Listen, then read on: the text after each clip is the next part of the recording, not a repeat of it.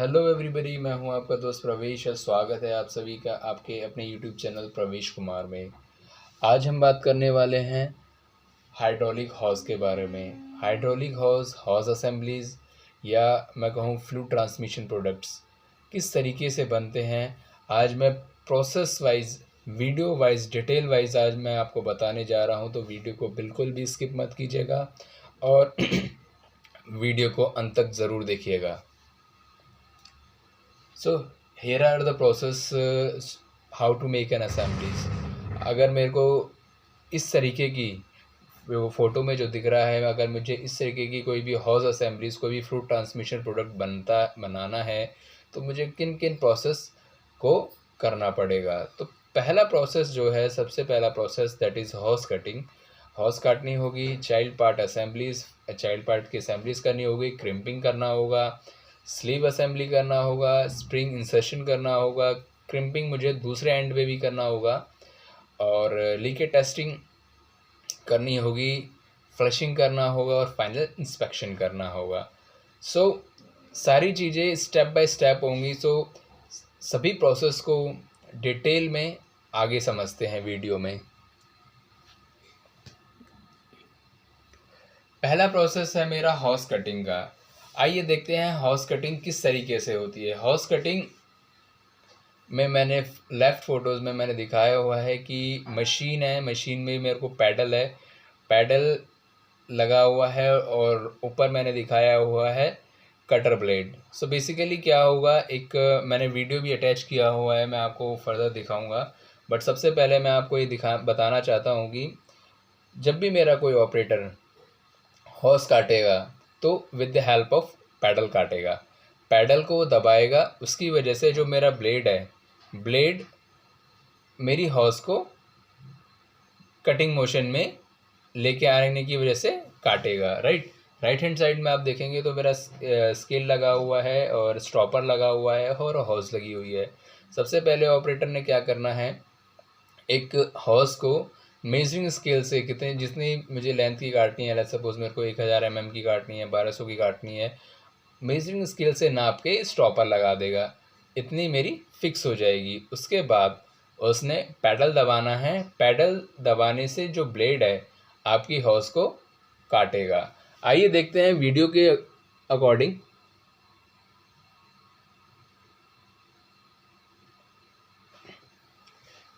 जी हाँ, वीडियो में देखते हैं किस तरीके से ऑपरेटर, ये देखिए पैडल दबाया और जो मेरा ब्लेड है वो मोशन में आएगा और मेरी हॉर्स कंटिन्यूसली इसी तरीके से कटेगी।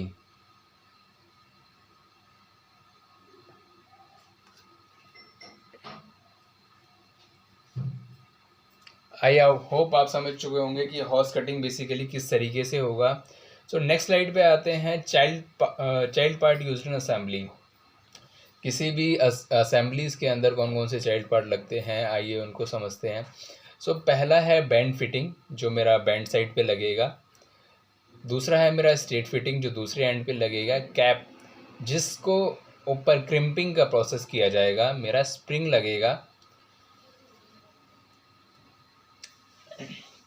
सो चाइल्ड पार्ट असेंबलीज हमें किस तरीके से करने हैं, आइए समझते हैं। पहले लेफ़्ट वीडियोस में मैंने लेफ़्ट साइड में मैंने दिखाया हुआ है कैप इंसर्शन। मेरी हॉर्स है और मैनुअली मेरे को कैप चढ़ानी होगी उसके ऊपर, ठीक है। उसके बाद कैप लगाने के बाद ही मैनुअली मुझे स्ट्रेट फिटिंग लगानी होगी। दोनों प्रोसेस मैनुअली होंगे। और अभी तक अगर आपने मेरा चैनल सब्सक्राइब नहीं किया है, मेरे नोटिफिकेशन बटन को अभी तक नहीं दबाया है, so do it now, because hydraulic horse assemblies process की तरह ही बहुत सारे प्रोसेस हैं ऑटोमोटिव इंडस्ट्रीज़ में। अगर आप सीखना चाहते हैं तो आपको हर संडे इस तरीके की कंटेंट मिलते रहेंगे। So don't miss this and do it now. आइए समझते हैं crimping process. Left hand side में मैंने दिखाया हुआ है कि मेरा क्रिम्पिंग मशीन है और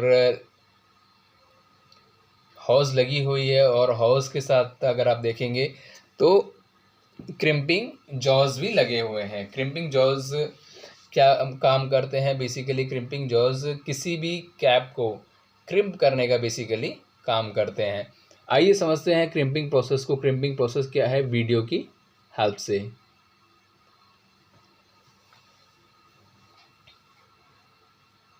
सी, ये ऑपरेटर ने बेसिकली स्टार्ट बटन दबाया है। अब क्रिम्पिंग जॉज है वो इकट्ठा होना शुरू होंगे। बीच में मेरी हॉज लगी हुई है और ये सारा प्रोसेस, ये देखिए, धीरे धीरे धीरे धीरे वो स्क्यूज़ कर देगा, उस कैप को स्क्यूज़ कर देगा तकरीबन इस तरीके से कि आपका जो लीकेज है, लीकेज के चांसेस आपके ख़त्म हो जाएंगे। ये देखिए निशान आ गए, ये आप देखेंगे ध्यान से तो देखिए कैप के ऊपर हल्के हल्के निशान आ जाएंगे। और इस प्रोसेस के अकॉर्डिंग किसी भी हॉस के ऊपर क्रिम्पिंग का प्रोसेस किया जाता है। आई होप आप क्रिम्पिंग का प्रोसेस समझ चुके होंगे और यही फर्दर क्रिम्पिंग इसी तरीके से दूसरे एंड पे भी की जाती है। तो एक सिंपल सा मैंने फ़ोटो डाला है। अगर मैं बिफ़ोर क्रिम्पिंग की बात करूँ तो मेरे पास सिर्फ कैप है, कैप के ऊपर कोई ऑपरेशन नहीं किया हुआ। लेकिन if am talking about the after crimping, तो आप कैप देखेंगे उस पर लाइनिंग आ चुकी है। सो क्रिम्पिंग बेसिकली क्यों की जाती है, ताकि उसको फिटिंग को हॉस के साथ अटैच किया जा सके। अटैच होगा तो ही एक स्ट्रॉन्ग असेंबली हमारे पास आएगी, राइट। आइए समझते हैं स्लीव असेंबलीज। स्लीव असेंबलीज किस तरीके का प्रोसेस है और किस तरीके से स्लीव असेंबली किया जाता है, आइए समझते हैं वीडियो के मदद से। तो ये भी बेसिकली एक मैनुअल ही प्रोसेस है। और अगर आप प्रोसेस मतलब एडवांस में जाएं तो एक आप मोटर लगा सकते हैं, मोटर के थ्रू वो बेसिकली घूमता रहेगा, राइट। बेसिकली स्लीव इसलिए लगाई जाती है किसी भी हॉर्स में, ताकि जब हॉर्स किसी ट्रैक्टर में या किसी ऐसी जगह पे लग रही है और लगते समय अगर उसमें एब्रेशन रेजिस्टेंस आ रहा है, एब्रेशन रेजिस्टेंस आ रहा है, तो कोई भी हॉर्स आपकी फट सकती है। तो उस चीज़ को आपने रोकने के लिए आप बेसिकली इसका इस्तेमाल कर सकते हैं। स्लीव असेंबलीज के बाद आते हैं स्प्रिंग इंसर्शन पे। स्प्रिंग इंसर्शन कैसे किया जाता है किसी भी हॉर्स असेंबलीज में, आइए देखते हैं।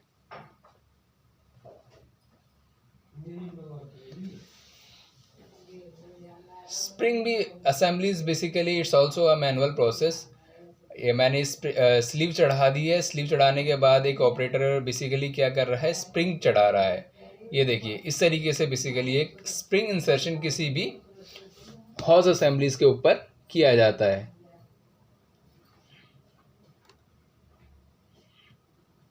राइट। तो क्रिम्पिंग का बेसिकली प्रोसेस भी सेम है। अगर मैं बात करूं तो क्रिम्पिंग वही सेम, मेरे क्रिम्पिंग जॉज होंगे, मेरी फिटिंग होगी, फिटिंग को मैंने क्रिम्पिंग जॉज के अंदर डालना है और स्टार्ट बटन दबाना है मशीन पे। बेसिकली क्रिम्पिंग जॉज आपके उस कैप को क्रिम्प कर देंगे।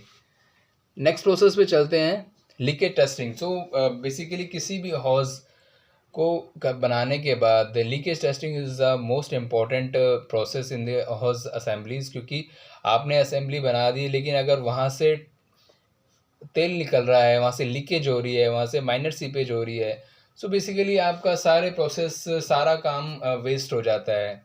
देखिए यहाँ पे मैंने एक लीकेज टेस्टिंग मशीन का फ़ोटो मैंने दिखाया हुआ है आप सभी को। और अगर मैं बात करूँ वीडियो की, तो मैं पहले वीडियो चलाता हूँ जिससे आप शायद बेहतर समझ पाएँ।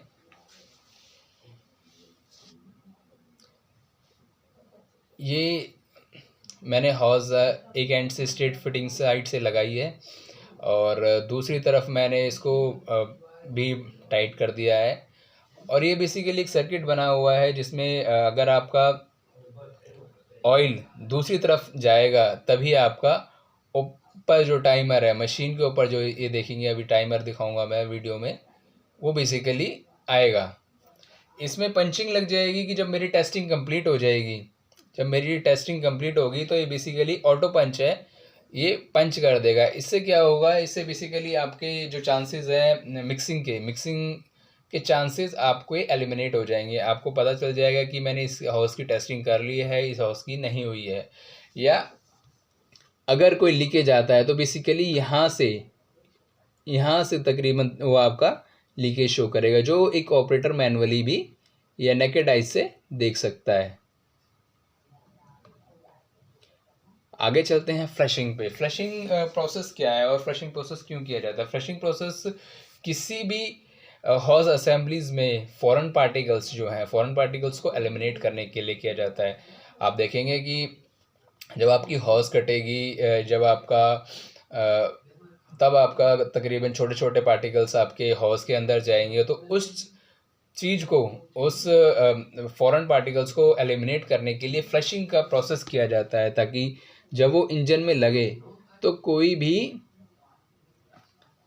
प्रॉब्लम्स क्रिएट ना हो। ये देखिए, ये मैंने टाइमर लगा हुआ है और ये हॉज में लगा के इसमें से एक तेल पास ऑन कर रहा हूँ विद कांस्टेंट प्रेशर। कि कांस्टेंट प्रेशर मैंने यहाँ पे लगाया हुआ है, उसके हिसाब से अगर मैं दोबारा वीडियो चलाऊँ तो एक बार आप देखेंगे ये मेरा तेल जा रहा है और एक प्रेशर से जाएगा, ताकि जो इसमें छोटे छोटे पार्टिकल्स भी हैं, जो छोटे छोटे पार्टिकल्स हैं वो एलिमिनेट हो जाएं। अगर मेरे पार्टिकल्स एलिमिनेट हो जाएंगे तो क्या होगा, तकरीबन मेरा जो अंदर से हौज़ है, मेरा जो हौज़ अंदर से है वो अच्छी तरीके से साफ़ हो जाएगा। और जब साफ़ हो जाएगा तो तकरीबन उसमें किसी भी ट्रैक्टर में या किसी भी जगह मुझे लगाना है वो हौज़, तो वो प्रॉब्लम क्रिएट नहीं करेगा। सारे प्रोसेस के बाद अगर मैं बात करूं फाइनल इंस्पेक्शन की, तो फाइनल इंस्पेक्शन पे सबसे पहला जो काम है that is blockage testing. Blockage जो आपका है, आप वैसे फ्लशिंग भी चेक कर सकते हैं, लेकिन फ्लशिंग के बाद भी अगर कोई पार्ट स्किप हो जाए तो उसे आप फाइनल इंस्पेक्शन पे चेक कर सकते हैं। आइए समझते हैं वो कैसे। अगर आपकी जो फिटिंग्स हैं, आपकी जो चाइल्ड पार्ट फिटिंग्स हैं, उन फिटिंग्स पे आप with the help of wire या with the help of cable tie आप डाल के चेक कर सकते हैं कि वो फिटिंग कहीं ब्लॉकेज तो नहीं है। दूसरा, आपने जो थ्रेड, आपने जो नट्स लगाए हैं दोनों साइड पे, बैंड और स्ट्रेट साइड पे जो भी आपने नट्स लगाए हैं, क्या वो नट के जो थ्रेड हैं वो सही हैं? If I am talking about the कि मैं 1/4 BSP की हॉर्स बना रहा हूँ, तो क्या 1/4 BSP के जो थ्रेड है वो ठीक है? सो मैं उन चीज़ों को चेक करूँगा with the help of TPG। और तीसरा जो प्रोसेस है बेसिकली जो मुझे फाइनल इंस्पेक्शन पे चेक करना है दैट इज़ स्ट्रिप रैपिंग। और ये प्रोसेस बेसिकली फाइनल पे ही किया जाता है, ये भी मैनुअली ही होता है इस तरीके से, जो आइडेंटिफिकेशन के लिए बेसिकली दिया जाता है, राइट।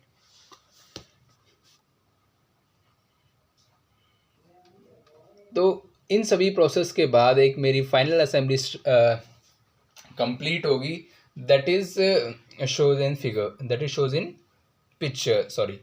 सो बेसिकली इस तरीके की हाइड्रोलिक हॉज या हॉज असेंबलीज बनाने के लिए हमें ये तकरीबन सारे प्रोसेसेस करने पड़ते हैं। और आप देखेंगे तो इन हॉज असेंबलीज का यूज़ कहाँ कहाँ होता है, मैं वो भी अब बता देता हूँ आपको। इस तरीके की असेंबलीज आप JCB में लगी हुई देखेंगे, जो बेसिकली फ्लूइड जो होता है, लुब्रिकेशन जो होता है, उसको पास ऑन करने का काम करते हैं। आप JCB में लगे देखेंगे, आप ट्रैक्टर्स में देख सकते हैं, किसी भी आप एस्कॉर्ट्स, मतलब कि हर तरीके के ट्रैक्टर्स में फ्लूइड ट्रांसमिशन प्रोडक्ट लगते ही लगते हैं। जैसे मैं फिर भी एग्जांपल दे देता हूँ, फार्म ट्रैक जैसे एस्कॉर्ट्स का ट्रैक्टर है, एस्कॉर्ट्स कुबोटा का ट्रैक्टर है, जॉन डियर का है, डेवस्टार का है, महिंद्रा का है, या फिर अगर मैं बात करूँ अशोक लेलैंड है। सो बेसिकली इन सारी कंपनियां बेसिकली हाइड्रोलिक हॉसेस यूज़ करती हैं। सो इसमें आप अच्छा खासा बिजनेस अगर करना भी चाहें तो कर सकते हैं। And Last but not least, thank you so much for the watching this video. If you like this video, if you really feel that this video add on something to your knowledge, so kindly subscribe the channel and share this videos to the needed person. Thank you so much. Have a nice day. God bless you.